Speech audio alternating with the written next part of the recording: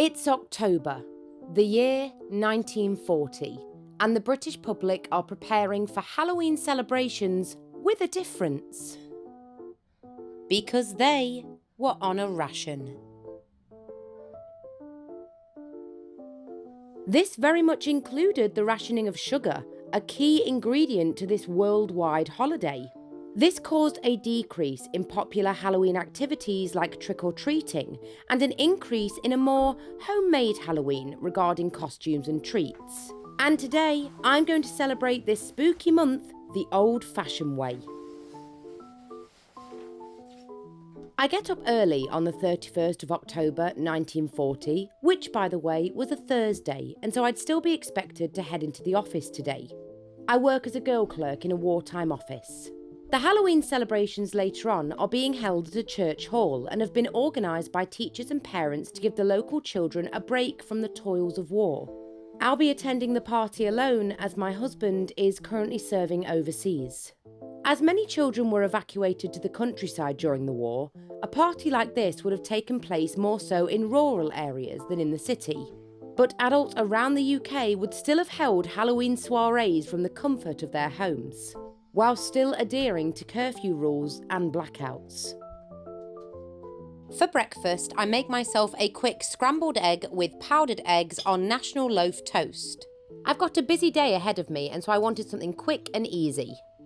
A lot of people in the 1940s would have been Christian, but All Hallows Eve is said to represent the evening when all the demons come out to play, and November 1st is All Saints' Day, when the saints would rise up and drive them all back to the depths of darkness. Just in case anybody was wondering why a church hall would be holding a Halloween party.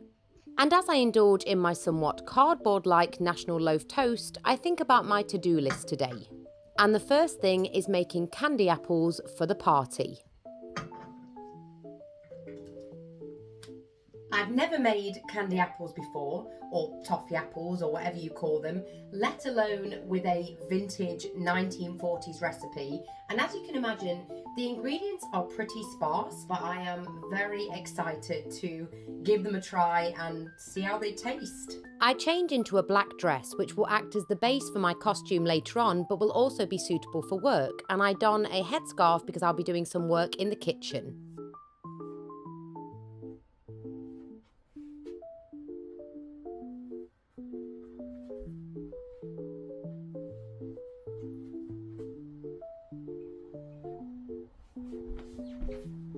And if anybody's interested in making their own vintage candy apples, then you can by watching this video where I list the entire recipe, which is basically apples, maple syrup, sugar, a little bit more sugar, did I mention sugar? Margarine, cream of tartar and water. Sweet treats were very much a rarity in the 1940s, and that's why a lot of people tended to make their own. And if you're wondering how I handled the sugar ration, well, we'll get to that. Many households would closely manage their sugar ration of 8 ounces per adult per week in order to make cakes, jams and homemade sweets. To make a small batch of sweets, the average household would have to pool their sugar allowance for some weeks. And where the recipe calls for butter, the 2-ounce weekly ration allowance would not be used, rather homemade butter would be made. Hello. So I've never made candy apples before, but I wanted to give them a try for this particular video. But the thing is, living as a 1940s woman, you would be on a sugar ration, which is literally minuscule. It's not a lot at all. So to be able to indulge in cakes and sweet treats and jams, people would save up their sugar ration to be able to make something like this. Otherwise, they just never would have been able to. That's what I admire about the 1940s, and that's in order to get what you want, you had to be resourceful, you had to be self-sacrificial and go without, you had to be clever. And that means that when you finally bake, whatever it is that you've wanted for so long, that you've been craving, you feel so much prouder of the finished product. They're by all means not perfect, but I don't know, I think they're kind of spooky. They're very nostalgic tasting, and I'm not even a sweet tooth, and I think the kids at the local Halloween party will absolutely love them. Before the outbreak of World War II, the confectionery industry in Britain was thriving.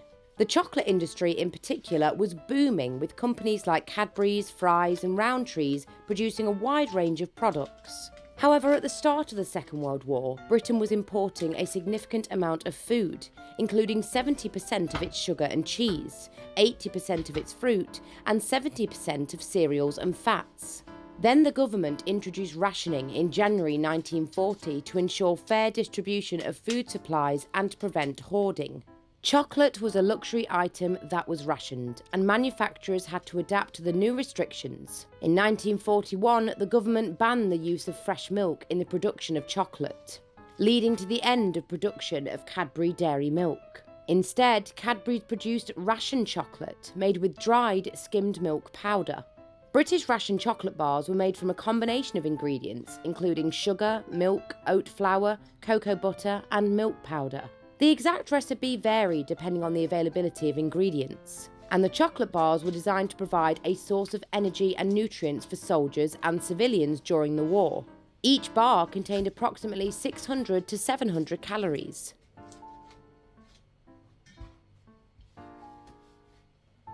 This chocolate is an excellent food, and its recipe has been adopted to make the best possible use of ingredients under wartime conditions.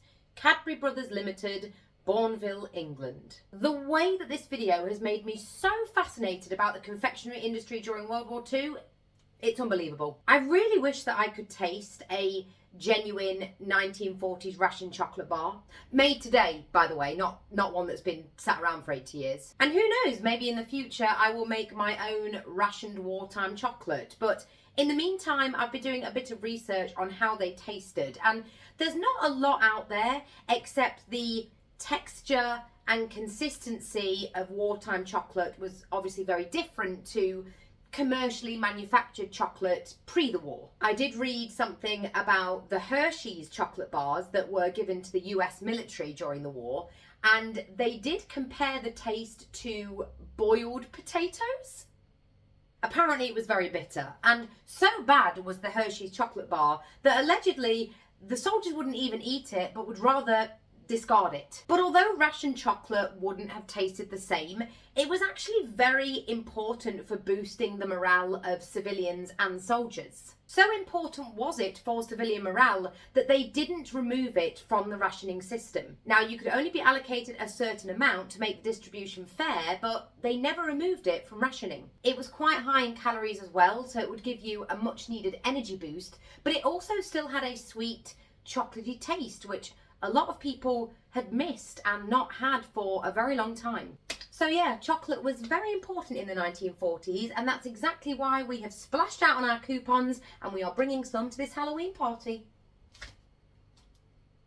I'm also bringing some apples in my large enamel bowl for apple bobbing, which was a popular Halloween game. And in my biscuit tin, I've also packed some ginger snaps. The beauty about a 1940s Halloween is that it had a really homemade feel. And that's because most of the food, trick-or-treat bags and costumes were indeed homemade. In fact, the only thing that would have been manufactured, so to speak, would have been the ration chocolate.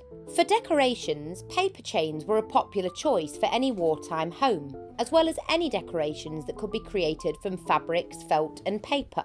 This extract from an American guide entitled Wartime Entertaining gives an insight into how people could celebrate Halloween at home. Write your Halloween invitations on cutouts of black cats, cauldrons, scarecrows, pumpkins, or witches.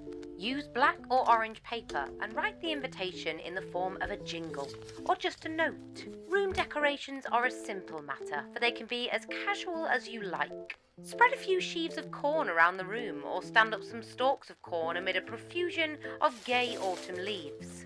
Orange or black candles or orange bulbs, just a few to create an eerie effect, can be used to provide the light. Large cutouts of black cats, witches or pumpkins pinned to the walls around the room, brilliant orange, yellow or red tablecloths of cotton or old sheets dyed in any of those colours enhance them for the party.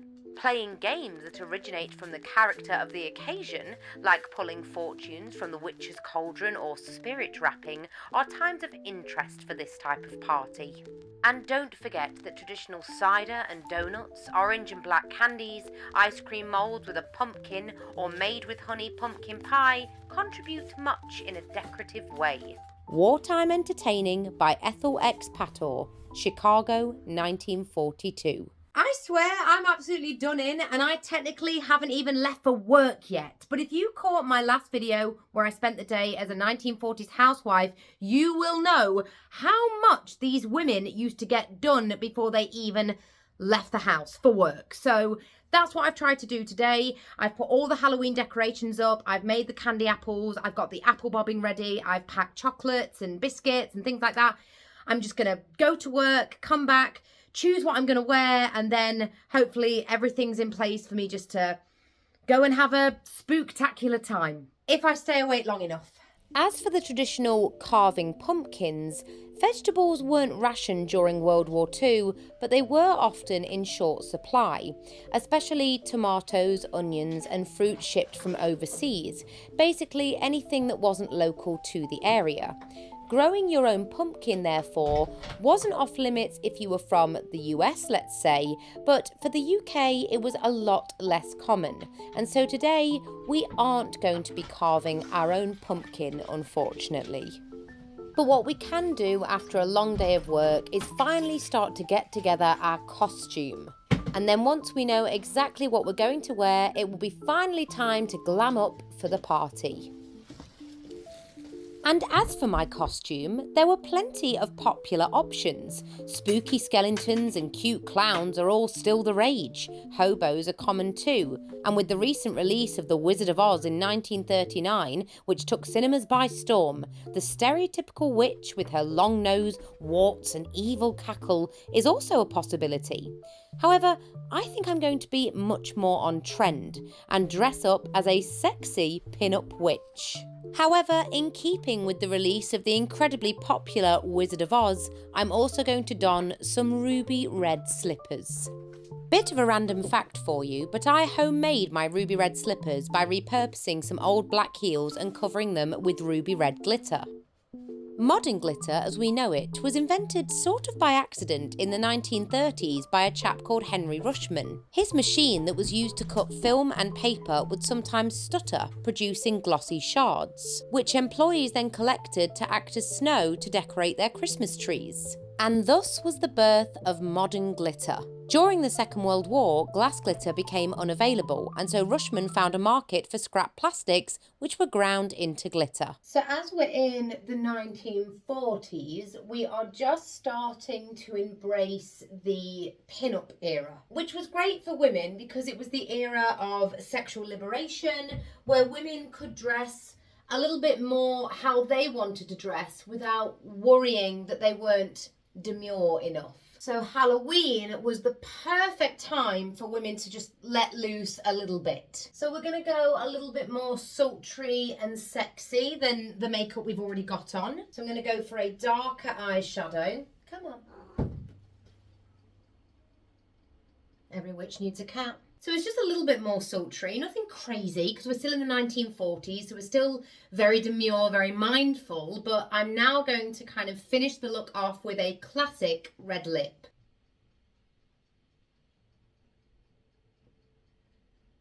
And for a classic 1940s look, I always shoot for my Besame Victory Red lipstick, which is designed in the exact same way as in the 40s, so you technically don't have to use a lip liner with this because it was angled in a way so you could line your lips first, but I always do because I just feel like it makes it just look a little bit better. Okay, time to get spooky. Okay, so I've got my vintage toffee apples, my normal apples, my big enamel bowl for apple bobbing. I've got my cute little felt bag with the ginger biscuits and ration chocolate inside, and I think I'm about ready to go. And what I think I'm going to do is I'm going to walk to the church as I am, set everything up, and then come back, get changed, and go and enjoy the party. So I'll see you in a bit.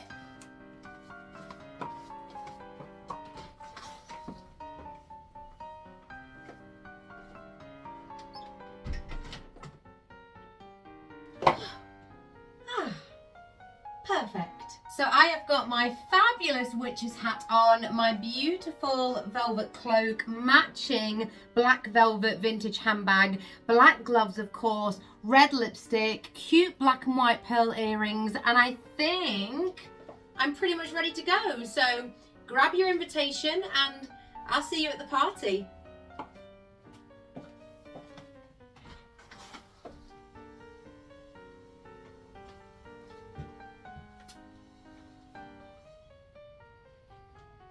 Kind of wish I had a broomstick.